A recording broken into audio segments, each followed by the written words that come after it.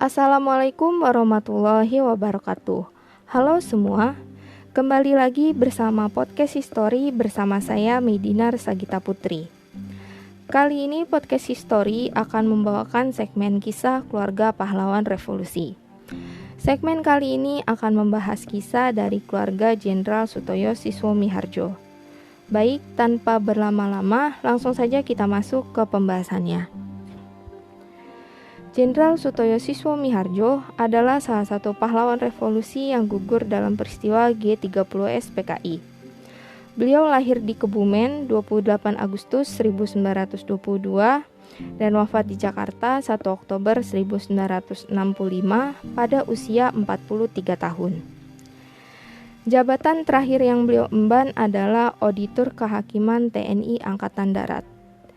Beliau memiliki 3 orang anak, yakni Jenderal Agus Wijoyo, saat ini menjabat sebagai Duta Besar Indonesia untuk Filipina. Ibu Nani Nurrahman Sutoyo, beliau merupakan dosen di salah satu universitas di Jakarta, dan anak bungsu beliau bernama almarhum Bapak Ari Wicaksono.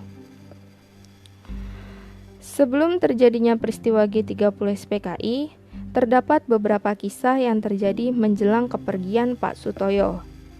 Kisah pertama terjadi saat salah satu anak beliau membaca salah satu surat kabar yang mengabarkan bahwa kediaman Jenderal Sutoyo menjadi tempat diselenggarakannya sebuah rapat gelap. Sebenarnya ia ingin menanyakan kepada ayahnya apakah benar berita tersebut. Namun ia tidak berani karena Pak Sutoyo sendiri dikenal sebagai sosok yang cukup keras dan beliau berpatokan bahwa anak-anak beliau tidak perlu mengetahui urusan-urusan yang dinilai cukup berat. Beliau lebih menginginkan anak-anak beliau itu fokus saja untuk belajar. Namun ternyata berita tersebut hanyalah fitnah belaka. Kediaman Jenderal Sutoyo sendiri memang sempat menjadi tempat pertemuan untuk membahas operasi Budi di sekitaran tahun 1963.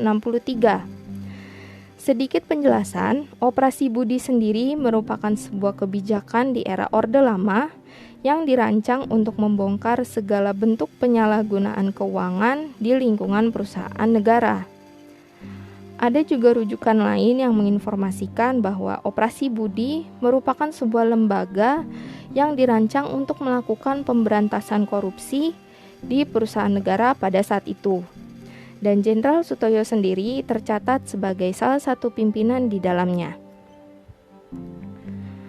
Berita tersebut serta berita-berita mengenai Dewan Jenderal yang gencar disiarkan pada saat itu ternyata memberikan dampak buruk bagi karir Pak Sutoyo. Sebenarnya beliau hendak dijadikan sebagai Jaksa Agung. Surat pengangkatan beliau sudah ada dan tinggal menunggu pengesahan formal saja.